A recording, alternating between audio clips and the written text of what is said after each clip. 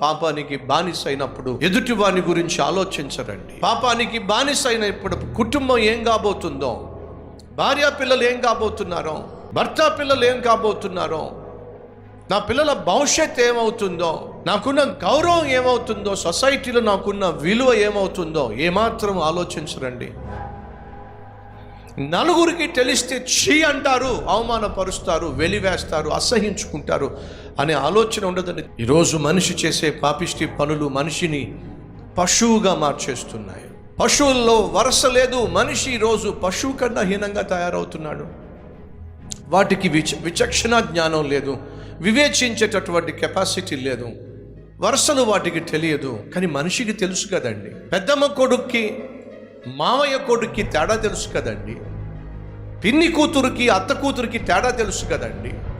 అత్తకు భార్యకు తేడా తెలుసు కదండి. అల్లునికి భర్తకు తేడా తెలుసు కదండి. కానీ ఈ రోజుల్లో కొంతమంది ఎంతగా దిగజారిపోతున్నారో తెలుసా?